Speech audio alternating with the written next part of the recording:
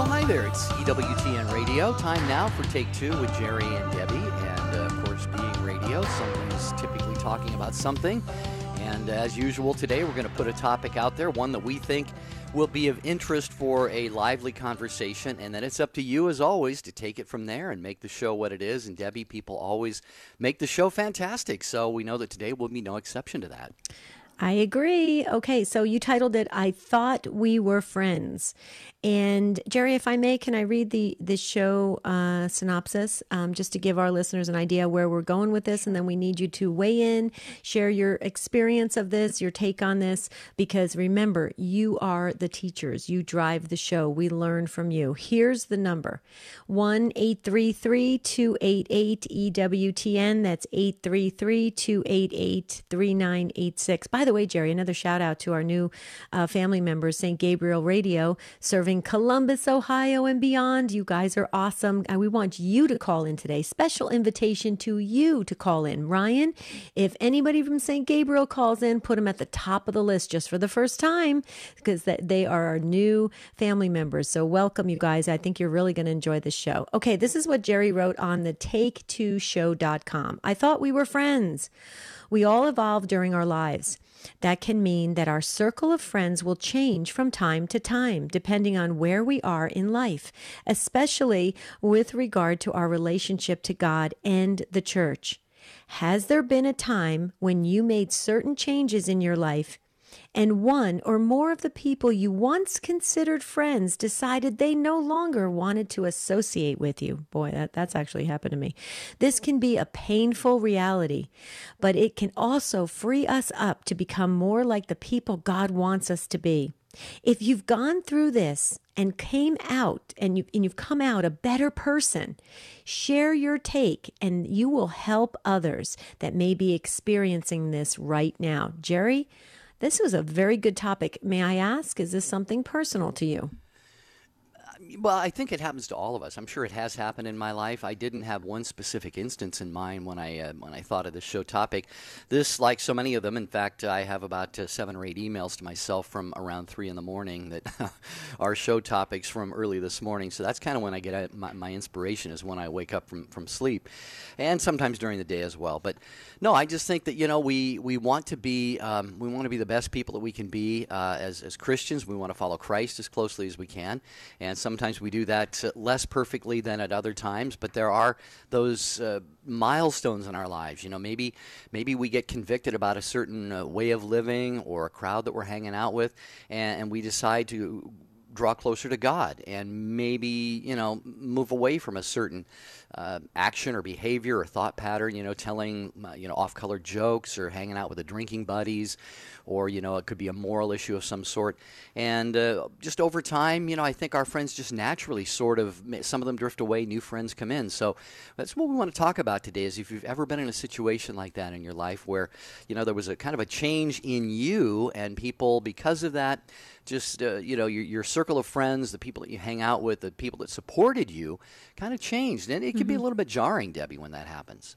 Well, especially when you allow your friends to come into your what they call the circle of trust, and you let them into the deepest parts of you, and you confide in them, and you get close to them, you bond with them.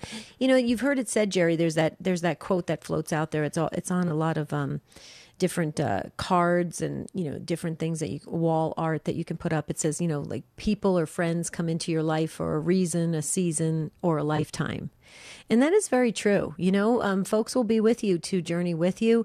They actually may pull you away from God, and you have to make those hard decisions. You may have to say, what, I got to walk away from this. Or how about this, Jerry? What if you've fallen away from the church and now you find yourself in a group of friends, peers that are not good for you, and you're now with them? Do you feel like you're stuck with them for a lifetime? Or is this something that maybe, there's a reason they came into your life to maybe wake you up and say, I don't want to stay in this group. This is not a good group. I got to jump back out. There's so many things with friends, Jerry, and we learn this at an early age in childhood, and we take it into adulthood and for our entire lives. And so I think this is a worthy discussion for us to all participate in, to see if we can walk away with a better understanding about ourselves and our circle of friends that we surround ourselves with. So here's the number, folks. Please don't hesitate. We set the table, I think, beautifully for you. So now it's your time to come to the table with something of your experience. 1-833-288 EWTN, 833-288-3986. Yeah, you can text your comments. Text the letters EWTN to 55000. Jeff Burson is watching out for your text messages. There might be a small data rate. If you're viewing us, the video stream on YouTube or Facebook, hello, greetings to you. Debbie and I will give you a wave. And you can always post your comments there as well. And you can send us an email at take2@EWTN.com. And, maybe this has happened with a family member. Maybe here's something for you. I've had this happen in my own family.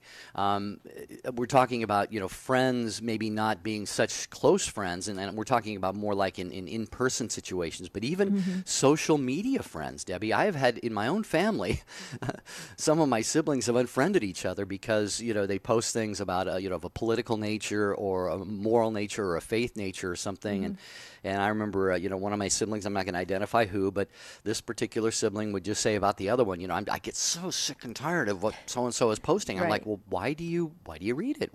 Why do you follow each other? Anyway, but that's another example. But we're just talking about in life, Debbie, we're made to be in community. We're made to be around other people. But sometimes, the way that we think, the way that we act, the decisions that we make, the course that our life takes, those acquaintances and friends can change over time. Yeah. And I think it's healthy, Jerry. I mean, you know that I've had my friends since I was a child. I mean, I talk about Kristen all the time. In fact, Kristen came to the radio conference this year. She drove in from North Carolina, and it was just wonderful. And we've been friends since, she was, I think, 8 months old, and I was less than that. I was like 5. Wow. I don't know. Yeah. I mean, It's met early. Well, yeah, we met with our parents. We were neighbors. We were 2 doors apart, and my parents, our moms got together, and she was a toddler, and I was little. I was probably in a stroller. I couldn't even. She was a little bit older than me, just a teeny bit, in case she's listening. But yeah, so I've had friends, for my whole life, and I'm very big on that, Jerry. But I do think it's healthy as you grow and you spiritually mature to expand that circle a bit, so that you can be supported by other friends that are like-minded. I think you may agree with that. What do you think? Oh, yeah. Cannot disagree with that. We're talking about friendship today. Has there been a time in your life you've made a decision, you've performed an action, you've changed your life a little bit, and it changed the people who you considered were your friends?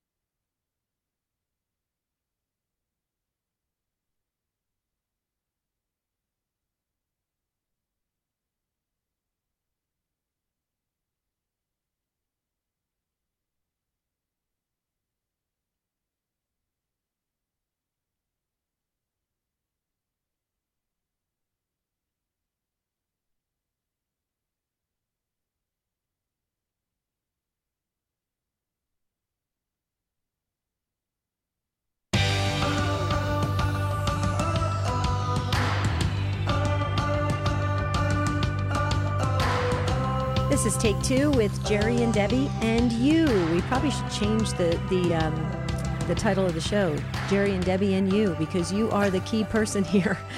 Just a quick mention about Call to Communion with Dr. David Anders.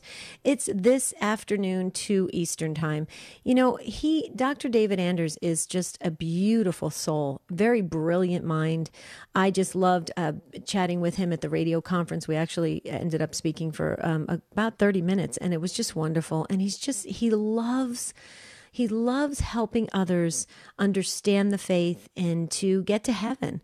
And his mission is just beautiful, and his heart is in the right place. So please check it out, folks. If you haven't listened to Call to Communion before, please do so, 2 Eastern Time. Okay, we're going to get to your phone calls here and your other comments via social media and email. We are talking today about I Thought We Were Friends. And I think it happens to every one of us. If it hasn't happened to you, you're pretty rare. That sometime in our lives when we have a little bit of a transformation, perhaps an interior conversion of some sort, and it leads us in a different direction with our lives, maybe morally, spiritually, socially, things like that, even in the workplace, maybe even in our families. And we find that, for whatever reason, it's just a natural maybe a tendency that friends are going to drift away, maybe because we don't share interests together, or maybe it's stronger than that. Maybe all of a sudden you've had some kind of a real strong reversion or conversion to the faith, and your friends are like, "Wow, that wacko! I'm not going to hang out with him or her anymore." So it's happened to us. Yeah. So here we go. Join the crowd.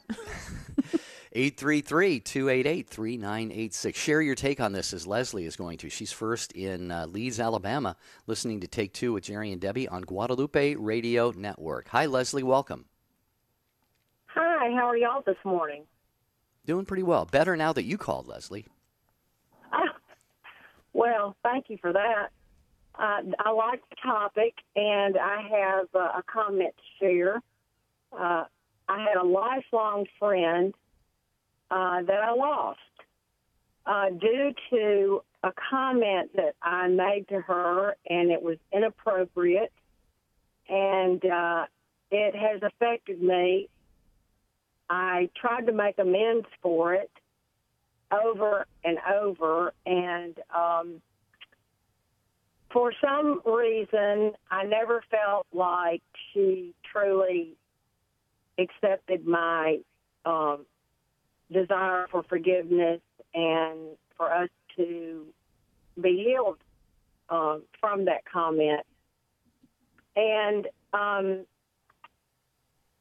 we were both kind of taking a different direction. She was a mother. I don't have children.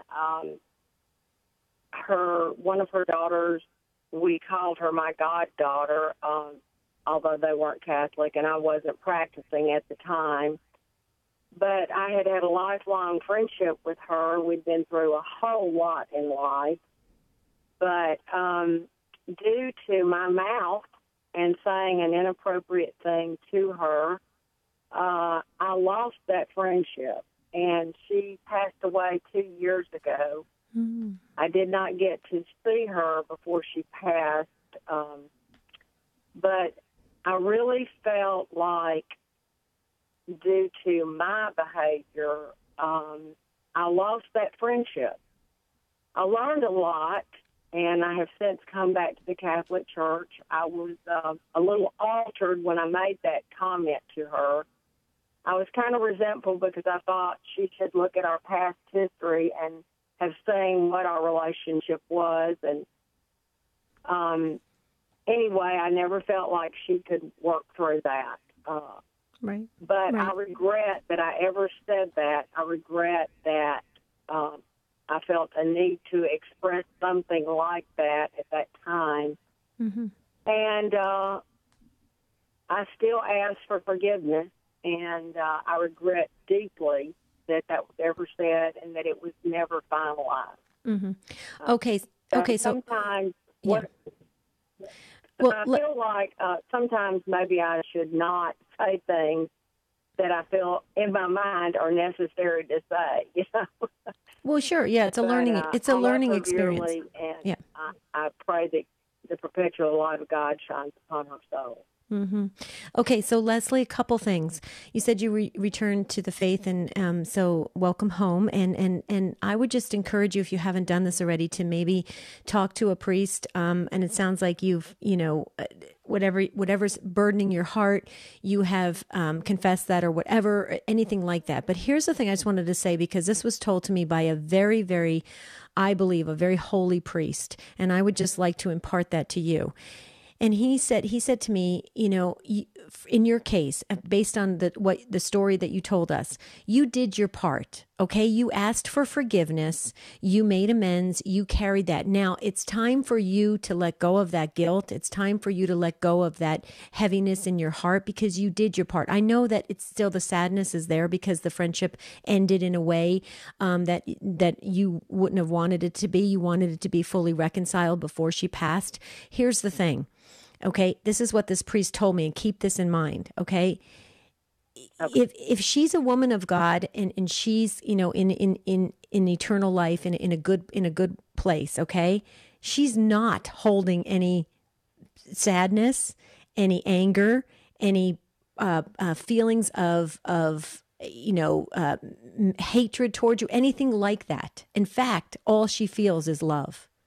Okay, we as human beings, we carry these guilt, the shame, the regret, all the things.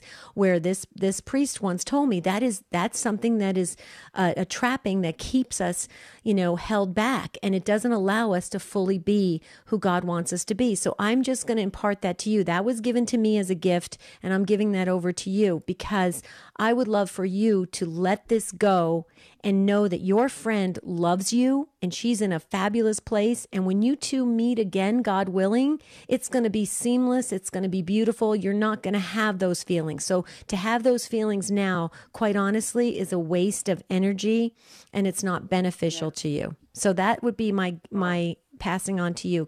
Is that something maybe you could do? Oh, absolutely. I think that's good counsel, and I appreciate those words. Oh, well, you can. I'll take the thank you, but it's actually this wonderful holy priest too. but that's wonderful. And Leslie, if you want to, you're welcome to put her name in our book, her first name. If you don't feel comfortable, God knows who Leslie's friend is. But if you feel comfortable, I'd be happy to add her to our prayer book. I would appreciate that. Her name is Melinda. Melinda, beautiful. Okay. And I would ask that if you would, please pray for my husband. His name is Julian. And he is bedridden, and he is suffering greatly. Oh, okay. Yeah. Be assured of prayers for that, Leslie. Oh, my goodness. Yeah, it's got to be not only hard for him, but for you as well. And as Debbie always says, and I'll remind you, take care of yourself as you take care of him. Make sure that, you're getting everything that you need.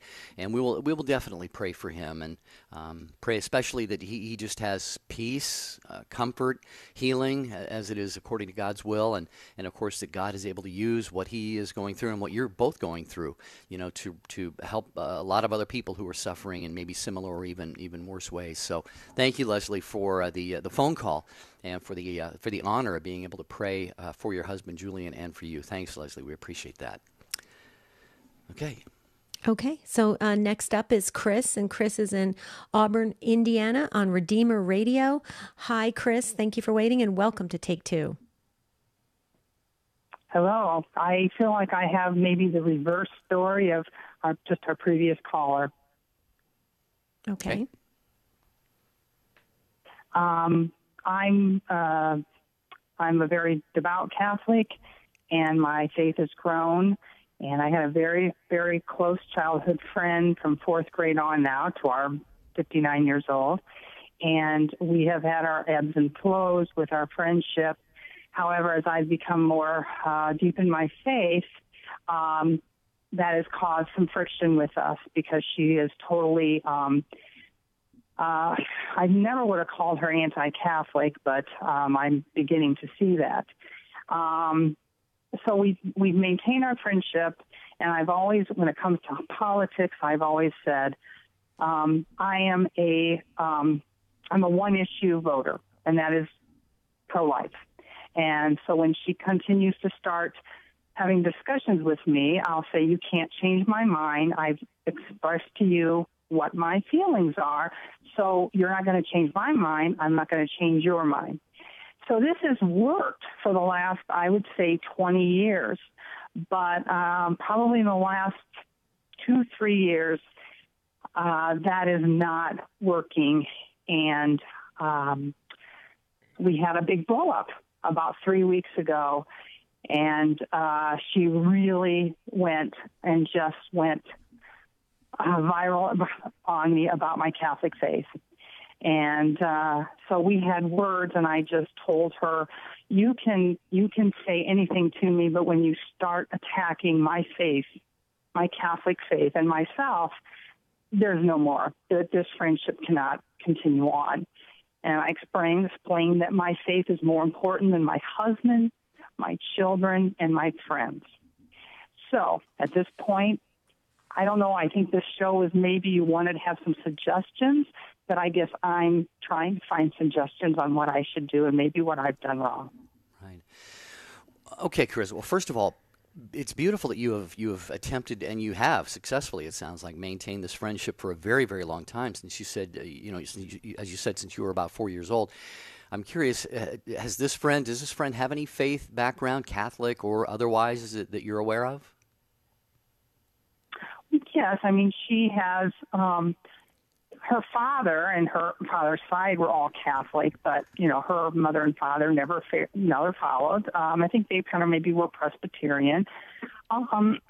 She never married until a couple of years ago, and, they were living together, and I remember saying to her, I'm not judging you, I'm just, I'm afraid for your salvation. I would like you to, I kind of gave my reasons why, and she respected that. I was never any, ugliness between us about that, but she knew when she got married, I was much relieved, just in that case.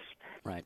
So she is now, her and her husband they are attending at a Methodist church. So yes, she does have faith. Yes. Okay. Yeah, and there was a reason I asked that, and it seems like, this can happen on a number of different levels. It could be, could be a moral conviction like you shared. You said you're a one-issue voter, pro-life, and then bringing that up with her.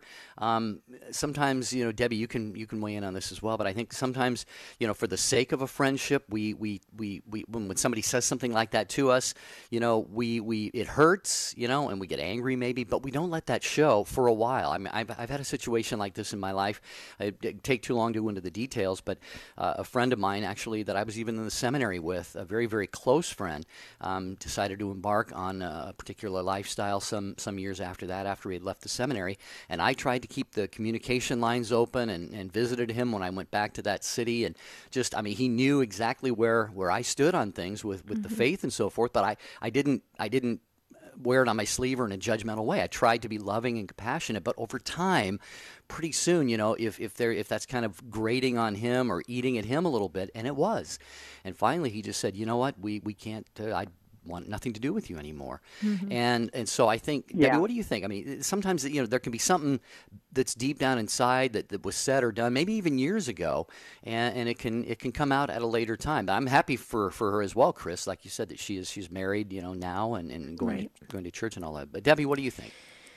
Well, I mean, you guys are hitting a chord here because, you got to remember, I've had so many of my friends from childhood and elementary school, and I would do pretty much, anything for them to hold on to that friendship because it's just, it's my New Jersey roots and everything. So my question to you, Chris, would be this beautiful soul that you've been friends with since, you said, is it correct, 4 years old? I mean, is this a friendship? No, fourth grade. Oh, fourth grade. So okay. 10 years old. Yeah. Okay. Yeah. Okay. Mm-hmm. Well, so elementary school. Okay. So, Chris, let me ask you this: is this a friendship that you want to continue? Is this a friendship that you feel is of value to you, or are you ready to let it go with what all that means? That means that there's no more connection. There's really, maybe you send a Christmas card, that type of thing, but it really becomes a very shallow relationship. Are you ready to let it go, Chris? No, not at all. I mean, she has been so part of our lives. She was vacation with my family before she, married. She was, she helped my daughter as my daughter, went to college. I mean, no. So this is very, very hard. Heartbreaking. However, there's anger now, and she will not even, she will not even think to apologize for attacking me. Mm-hmm. And she thinks I should be apologizing to her for something she told me about sexual assault type thing that I wasn't, I guess, sympathetic enough. I don't even know. She never told me. I found that out from another friend. So at this point, I don't know what to do, but I'm not going to continue to be a whipping bag. And that's what I feel, a whipping boy. I feel like she has just pummeled me for the last 2-3 years on politics. And I've just maintained, I'll just play dumb. I'll say, oh, I really don't know. I did not get into any kind of angry argument, but my faith was the final straw. Right. So. I understand. And whenever the faith comes into play, you say, okay, just like you said, I'm choosing God over everybody. And, you're making this statement, but I think you can have a win-win with this. And I know we're about to start the music in just a bit, Chris, but I have something I want to just challenge you to maybe do or try before the holidays and see if that could help your friendship. I feel strongly about it. It has worked in my life. Now, remember, Jerry and I are not counselors, so we encourage you to seek other advice as well. But stay on the line, Chris. We'll be right back.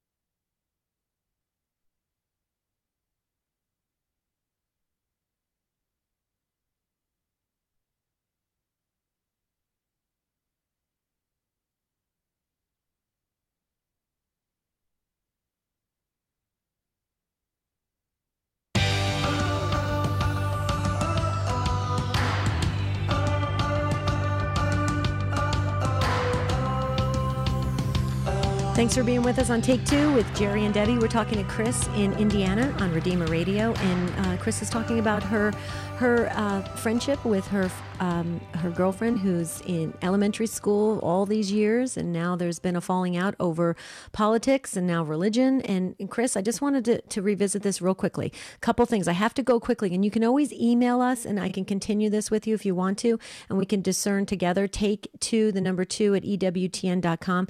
But prayer is very important, and to seek advice from people you trust in the church to help you reach a good conclusion with this. But this is what came to me as you were speaking, and I could hear the heaviness in your heart because you want to keep this friendship and you deserve to keep this friendship. Okay? There are families right now that are divided over politics and religion, but a lot of them don't toss their family members out the door. Okay? They're still living with them and they're still interacting with them. And the same can be true with our friends at this point. We live in a very divided world right now. And if this girlfriend brings you, a lot of memories and joy and comfort, and you have family interactions, and she's part of the family, this is what I would do. I know it's very bold, Chris, but you got to let the I'm sorries and everything go out the window, because it's a very awkward moment to ask for forgiveness. It's never these things you see in Hollywood where someone says I'm sorry and the other person says I'm sorry, and then they hug each other and they go off and they go have a picnic. It doesn't work like that. It's very awkward, and everybody's got feelings and emotions. If it were me and you really want to hold on to this friendship, I would call her, pick up the phone and call her and say to her, I don't know her name, let's just say it's Sally. I would say, Sally, listen, you know how I stand with politics. I know how you stand. You know how I stand with my faith. I know how you stand. But you know what? We have so many other things that we love about each other, that we're part of each other's lives. We're intertwined. We care about each other. We respect each other. We would be there for each other if either one was hurting or dying or needs help. Let's keep this friendship going. Let's take these things off the table. Okay? I mean, you guys know where each other stands. And that's not, and it doesn't mean that you're less faithful because you say you want to keep a friendship. You don't have to be so bold to go out there and say, I'm going to choose God and I'm going to let everybody else go. No, because God asks us to be in community. He asks us to go in there and be Christ. And honestly, Chris, you just being the loving, kind, wonderful friend you are to her, that's Christ to her. And your name is Chris, if that is your name. So I don't know if it's Christine or something. So look at that. I mean, no accident there. What do you think? Do you think you could be so bold just to call her up and say, listen, we're approaching the holidays. Let's just shelve all this and keep our friendship? Well, I've already kind of done that, because I have continually said, please, let's not talk about politics, religion. Let's just talk about the things that we have in common. Cooking, family. I've tried that. Mm-hmm. That's where I think this is why I finally had the blow up, because I have begged her to not discuss these polarizing issues, mm-hmm. and yet she just still won't let it go. Right, but that's not because she doesn't love you. Right. But that's not because she doesn't love you, Chris. She just doesn't. She's so passionate about the things she doesn't like about the faith or about what's going on in the government. Okay, so it's not about you. Yeah. Yeah. I know. Yes, I know. I realize that. But there just comes a point in time where I guess you're right. I guess I'm just going to have to be the bigger one and keep on taking her. It's like verbal abuse in a way, as far as, she's like yelling about all these type of polarizing issues. But I mean, I've tried to take the higher road, but you're right. In the season of Christmas, the Spirit of God, and trying to be that beacon of light, I will just call and not expect an apology from her, and just try to smooth things over, I guess. Yeah, Chris, I have one thought on that, and I love your passion for the faith. I love the fact that you said, when she attacked you for your political views, that was not such a big deal. Some other things, this and that and the other. But when it came to your faith, you stood your ground. You dug your heels in, and that's beautiful. But maybe you can look at it this way. Look at it not so much as you're being abused for your faith, but maybe look at it as an opportunity. Maybe she's in a way. Maybe obviously she misunderstands what the Catholic faith is, obviously, or she would not be doing what she's doing. So maybe reframe. We talk a lot on the show about reframing. Look at yourself maybe as that instrument, that tool, that person that God has placed in her life, specifically maybe to take a little bit of that, to not let it get to you under your skin, but to take it off of her, to allow her to vent that way, and then just be loving and friendly to her and say, well, I understand. I can understand how you might feel that way. Maybe let's talk about that. If she brings up a specific, area of the faith or teaching or something that she really doesn't like or feels that she hates, just say, well, why do you feel that way? I'm curious. I really am genuinely curious. I want to know what drives that thought, that passion, that dislike within you. And then maybe you can just say, okay, yeah, well, you know what?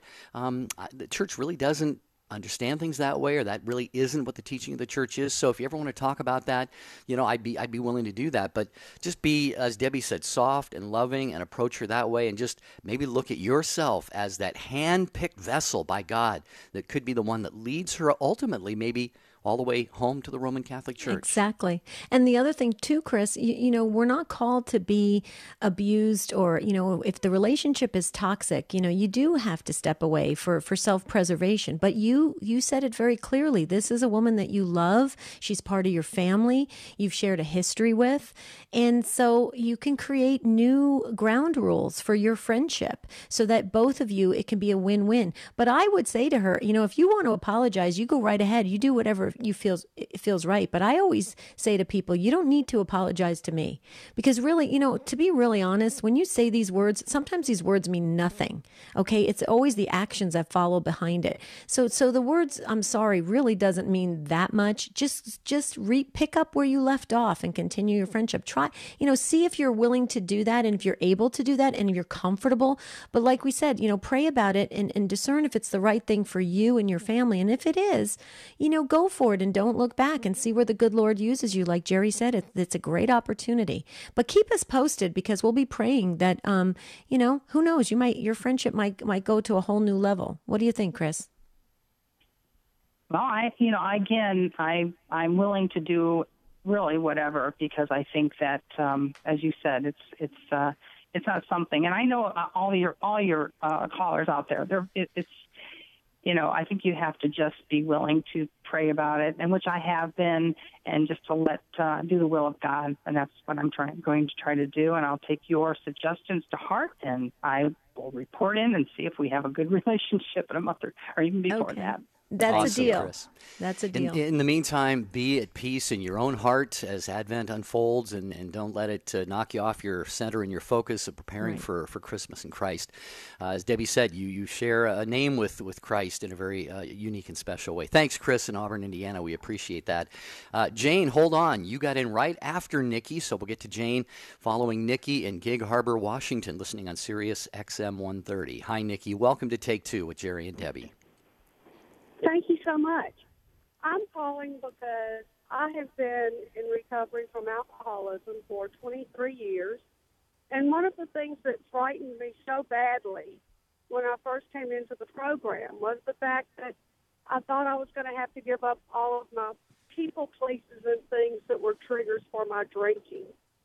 And after 23 years, I basically have one friend that was my friend while I was drinking, my friend during my treatment period, and my friend now. And that's not because they don't remain friends. It's because our habits are different.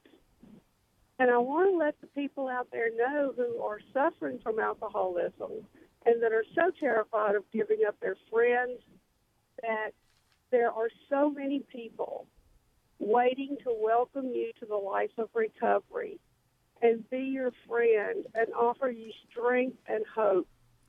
That don't be afraid. Just take the step. We'll be here waiting for you. Wow. That's beautiful, Nikki. Thank you for sharing that. And I think you hit on something very important here.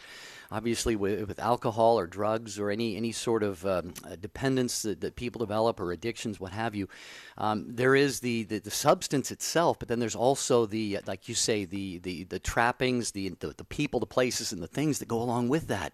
There's such an identification with that sometimes, like you said, that people feel like, well, if I stop drinking, if I stop doing drugs, I'm going to lose all these friends. I'm not going to have any fun anymore. What am I going to do with my life? And like you said, it's unfolded beautifully for you. And I'm so happy that one friend has remained with you. And, let's face it, a friend, a true friend is really going to be with somebody no matter what. And, we all have friends who are friends only because of the things that you mentioned, Nikki. And then there are those friends who, no matter what we do, the hard decisions we make, the changes in lifestyle or behavior or moral decisions, they're going to say, you know what, I love you and I respect you and I'm going to be right by your side no matter what you do.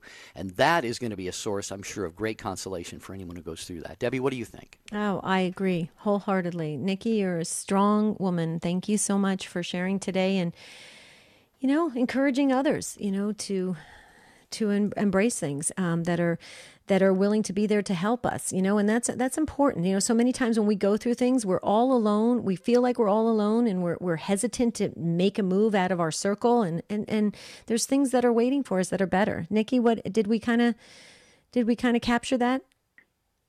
Absolutely, because I gave up a few friends for friends all over the world. I can go at an AA meeting anywhere in the world, and there are people there who innately know me inside out. Sure. They know how I feel. They know what I'm afraid of. They know we're all the same. Right. And they're there for me. And I would like to make one comment to Chris about her friend. I've noticed through the program that when people are afraid or when the truth starts creeping in is when they really dig their heels in and fight against it. So I wonder if her friend is beginning to, in her heart, realize that there are things, what Chris is saying, that are true, but she doesn't want them to be so true that she's fighting so hard. Right. Exactly. And Nikki, that's what if you heard us share with Chris, that's why we asked Chris, is this an important relationship to you? And it was. I mean, she clearly said, she's part of the family. They share a history together and everything. And yet they have this problem with these two areas. And you're right. It's something that's striking a chord in her friend, and she's going beyond the boundaries, and she's lashing out. Now, let me just reiterate, nobody should stay in a toxic relationship. You have to get out to preserve yourself, because it'll be a big stress on you and your body and your health, and it could really hurt you in the long run. But if you value this friendship, there's a reason that you've been placed in this situation, that maybe you can be an example of the truth. Maybe you can be there, like Jerry said, it can be an opportunity for you to walk together in the truth. So I agree with you, Nikki. I mean, I think sometimes we're afraid to really tackle the truth, and so we push people away because we're like, oh, yep, if they're going to run away from me, then that just totally confirms how I feel, and this is why I don't listen to the Catholic Church, because see, Jerry just ran away from me. You're right, Nikki. We have to stay in there and also try to do the best we can. So I agree with you. What do you think, Jer? No, I agree completely. Nikki, thank you so much for your call. Thanks for your witness to recovery and sobriety. That is a great inspiration to many who are listening. I can guarantee you that. So thanks for your call. Jane, one second. I just wanted to mention, too, I actually have an acquaintance. He's a friend. I would call him a friend, Debbie, who is, I think, 25-plus years recovered from alcoholism. And he shares quite candidly. He says, people used to ask him in his first marriage, they would ask him, what is it about your wife that you like? And he said, well, I like her because she drinks and does cocaine. Wow. He was very candid. See, and this gets to Nikki's point. Sometimes we gravitate toward people who are going to do the things we do, who are going to affirm us in our lifestyles and so forth. And when we have that change in our lives, all of a sudden we find that, this is not a criticism of people. It's just that they want to be around people who are going to, what does it say? Misery loves company, and we all want to be around those people who are going to keep them supported. So that's why we need to surround ourselves with people who are very fervent in the faith and who are going to support us in our faith walk as well, while not shunning those people who may think differently than we do. So Yeah. I mean, it's interesting dynamics, but it's happening in families and intact families right now. So, I mean, Nikki, thank you so much. You really helped to broaden this discussion here, and we needed to hear that. Jerry, can you get to I know Jane's waiting, but we have a comment that came in. It was very interesting. Might have tied into this. Do you see that? By the way, if Nikki's still on the line, I just want to say Gig Harbor, Washington is absolutely beautiful. Gorgeous. My pastor in Palm Desert, California, grew up there, Monsignor Howard Lincoln. Oh, and really? I still have family in that area, Nikki, and my brother-in-law lives in Silverdale, not too far from you. So I just love Bremerton, Silverdale, Gig Harbor. But yeah, I wanted to mention what was it again I was supposed to mention? Rich typed us over a message. Oh, yeah, but it's the Radio Classics. EWTN Radio Classics. Yeah, that's right. Boy, you get so caught up in the conversation here, Debbie, on the program and our listeners and what they have to share. It's just fantastic. Yeah, EWTN Radio Classics is a 24/7 teaching and devotionals channel from EWTN. It features the late but never forgotten Mother Angelica, of course, Archbishop Fulton Sheen, also late great Father Benedict Rochelle, and many, many more. You'll find them online at EWTNradio.net and the EWTN Radio app, which if you don't have on your phone, folks, you need to get that. So get the EWTN Radio app. Okay, Jane has been waiting. Jane, you got our virtual Patience Award today. Congratulations in Girard, Pennsylvania on Station of the Cross. I don't know what you're going to do with it, Jane. It's virtual, but it's yours. Thank you. I feel very blessed.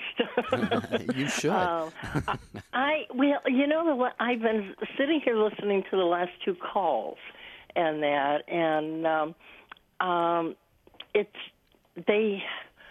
it's just amazing. My story, I mean, I could tell you millions of stories, but the one in particular, as soon as I heard what the program was going to be about, my husband was an alcoholic, and I had reached a point in our marriage where I was totally desperate, and I found the other program, and they kept telling me, oh, you need a sponsor and that. Well, I picked this woman. I shouldn't say I picked it. I feel God picked this woman to be my sponsor. And she was my rock. And she wasn't Catholic, but she was a very faithful person. And I mean, she literally picked me up from the dirt and instilled my faith much more in me. And I depended on her totally. We talked every day on the phone, and I have never been a person that had a lot of close friends. So, like I said, she was my rock. And but then it got to the point as I was growing, some of the things she started telling me didn't register with me internally, and I thought, I mean, her version of God was, I'm a very clumsy person in that, and she'd tell me, see, God's punishing you. God's punishing you for this. And, I listen to my gut. I really believe that when my gut talks to me, it's the Holy Spirit giving me messages and that. And I thought, my God is not a punishing God. He's a merciful, loving God, And so I knew my relationship with her had fulfilled the purpose and that. And as close as I was to her, I prayed and prayed on it for weeks. And then I finally set up a meeting with her, and I told her, I says, I'm indebted to you for life, for how you have helped me. And her response was, it wasn't me. God used me as a tool. And, it was God that helped you in that, which I fully, fully believe in that. But I thanked her for being open enough to allow God to use her for a tool to help me. And but it bothered me emotionally because here was a woman I had gotten so close to. I mean, she knew all my intimate secrets of everything in my life, and and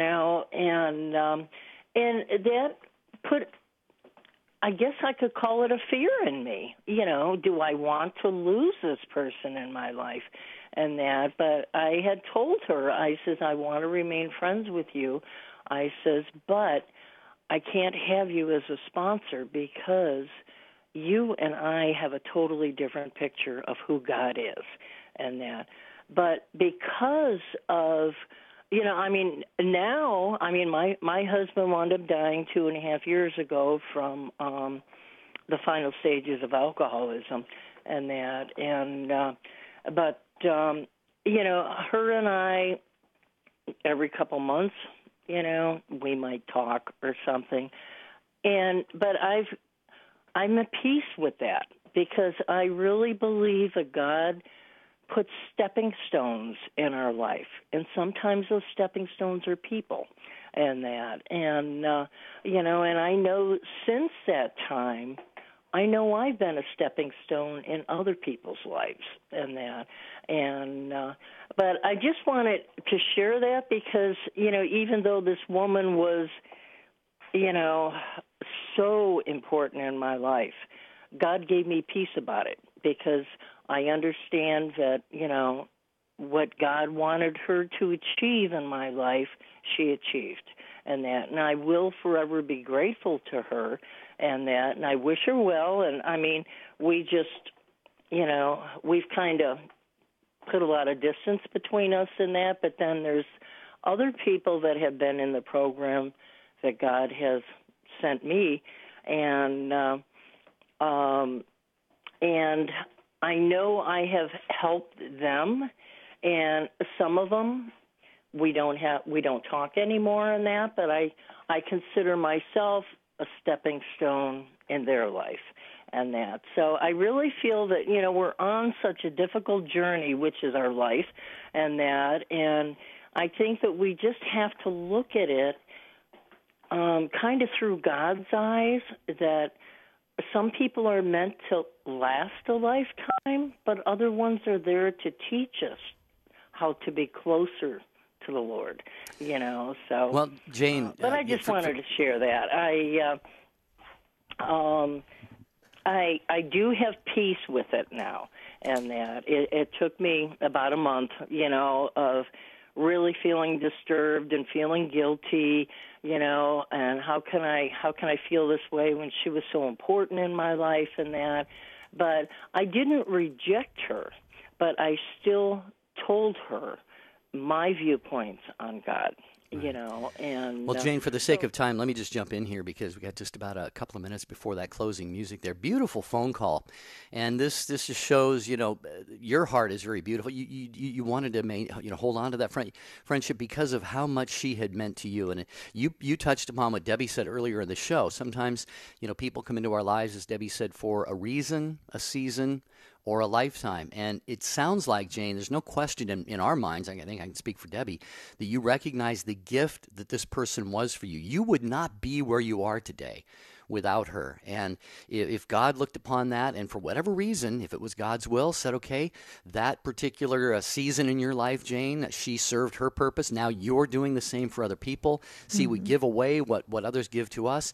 It's just this is the whole story of our faith, Debbie, the handing down, the giving to others what we have received. And Jane is doing that right now. And I'm glad that she has peace about this because I think she's handled it very, very appropriately. Well, and thank you, Jane. That is definitely the key to it. You took it to prayer. You have peace about it. You realize it was there for a purpose, a teaching purpose in your life, and and you respectfully parted ways. And I think that is, that can be a healthy thing as well. You have to look at all. It can't in this day and age. It's not. You can't have. It's not all or nothing or, a cookie cutter type situation for every single friendship or relationship. You have to really go into it in a prayerful way and understand what that relationship means for you, for your eternity, for everything considered. And then you know how to interact. I think that's how you have to judge relationships these days, Jerry, because we all come from very different lives, very messy lives, actually. What do you think? Thank you. Yeah, thank you, Jane, so much for your call. We're going to run out of time. I just wanted to mention we had another Jane, this one via email. Hi, Jerry and Debbie. This email contains no solutions whatsoever for an unwanted reconnection. When my sister died in October, I received some interesting cards from old friends. Here's a quote from one. Peggy and I only kept in touch via Christmas cards, but it always was comforting to me to have that link to our younger, happy, silly days. Can you and I reconnect? So I feel I should respond to her for the first time in 40 years, but I considered her happy days as my immoral, detrimental, and sad days. What good is a friend if I can't be honest? I could do superficial, but I don't like to, and I don't do superficial well. I may send her a Christmas card, a Christmas mass card with a friendly note. I wish I were more of an extrovert. I might know how to be Christ-centered, real, and inviting at the same time. As I say, no solutions here. God bless, Jane. So I guess it's a good way to end, Debbie. Sometimes there are no cut and dried answers, but we have to turn to God and, trust that He brings those people into our lives who are supposed to be there. And if that changes, it changes. Sometimes. Absolutely. And we'll read the other comments as well. You can always email us, take2, the number 2 at EWTN.com. Tomorrow we're going to be talking about, we can't believe this year is almost over. We're going to be reflecting on 2018. We'd like for you to call in and participate. Still an invitation to the St. Gabriel listeners, our newest members of the Take Two family in Columbus. Call in tomorrow. Until then, have a beautiful and blessed day.